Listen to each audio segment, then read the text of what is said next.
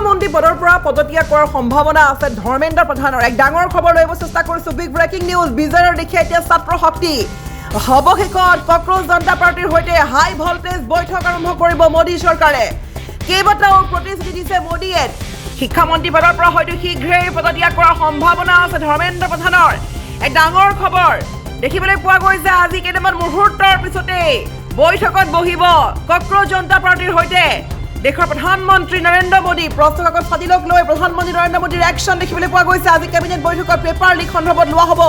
ডাঙৰ সিদ্ধান্ত আৰু প্ৰস্তুত কাকত ফাদিলত জড়িত থকা লোকক কঠোৰ শাস্তি প্ৰদানৰ আশ্বাসৰ পিছতে অন্নখনো ভংগ কৰিছে সোণম ৱাংচুৱে আমি এই মুহূৰ্তত দৰ্শকক জনাব বিচাৰিছো সম্পূৰ্ণ দেশ কঁপাই যোৱা দিল্লীত যে যন্তৰ মন্ত্ৰৰ প্ৰতিবাদ সেই প্ৰতিবাদে সম্পূৰ্ণ দেশ জোকাৰি গৈছিলে আৰু কেন্দ্ৰীয় চৰকাৰৰ প্ৰতিনিধিৰ সৈতে বৈঠকত বহিব আজি কক্ৰোচ জনতা পাৰ্টিৰ প্ৰতিনিধি দেশজুৰি আন্দোলনৰ হুংকাৰ পিছতে আজি দিনৰ 12:30 কেন্দ্ৰীয় চৰকাৰক সাক্ষাৎ কৰিব চিজেপিয়ে সাক্ষাৎ কৰিব কেইটামান মুহূৰ্তৰ পিছতে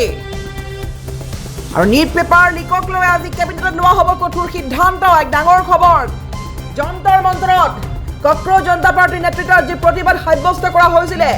সেই প্ৰতিবাদৰ পিছতে এতিয়া নিট পেপাৰৰ লিকক লৈ আজি কেবিনেটত লোৱা হ'ব ডাঙৰ সিদ্ধান্ত মাজনিশা দেশবাসীক উদ্দেশ্যি ভিডিঅ' বাৰ্তা প্ৰেৰণ কৰিছিল দেশৰ প্ৰধানমন্ত্ৰী নৰেন্দ্ৰ মোদীয়ে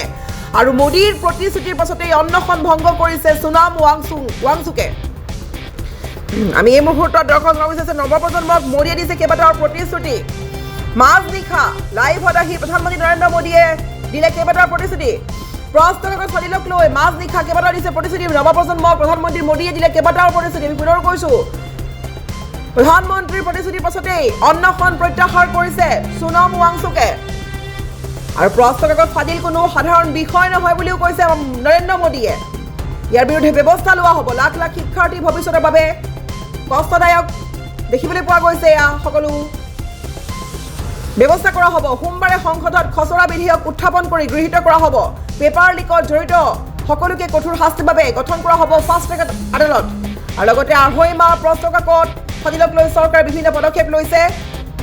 তাৰপিছত দেখিবলৈ পোৱা গৈছে এতিয়া নিট পৰীক্ষাৰ প্ৰস্তুত কাকত ফাদিলক লৈ প্ৰধানমন্ত্ৰী আগবঢ়াইছে ভিডিঅ' বাৰ্তা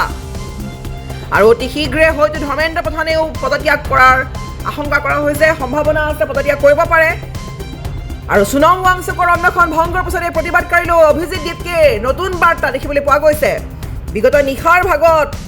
মেদান্তা হস্পিটেলত সোণম ৱাংচুকে উপবাস ভংগ কৰিছে দুই কেন্দ্ৰীয় মন্ত্ৰী জেপি নাড্ডা আৰু জিতেন্দ্ৰ সিঙৰ সাক্ষাৎকাৰ পিছতেই সোণম ৱাংচুকে অন্নখন ভংগ কৰাৰ সিদ্ধান্ত লৈছে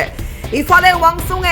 ৱাংচুকে অন্নখন ভংগ কৰাৰ পিছতেই কক্ৰোচ পাৰ্টিৰ প্ৰতিষ্ঠাপক অভিজিত দীপকে তেওঁৰ এক্স হেণ্ডেলত একথা প্ৰকাশ কৰিছে বাৰ্তাটোত সোণম ৱাংচুকৰ অন্নখন ভংগ সন্দৰ্ভত তেওঁ উল্লেখযোগ্য মন্তব্য কৰে ধৰ্মেন্দ্ৰ প্ৰধানৰ পদত্যাগৰ সন্দৰ্ভত গুৰুত্বপূৰ্ণ মন্তব্য কৰা দেখিবলৈ পোৱা গৈছে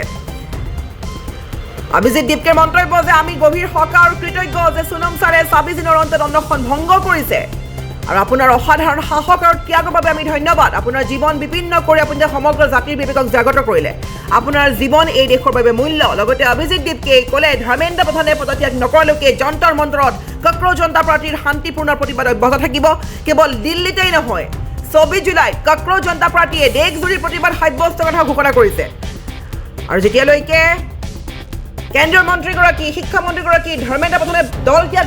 পদত্যাগ নকৰিব সেই মুহূৰ্তলৈকে কক্ৰোচ জনতা পাৰ্টিৰ অব্যাহত থাকিব প্ৰতিবাদ আৰু আজি কেইটামান মুহূৰ্তৰ পিছতে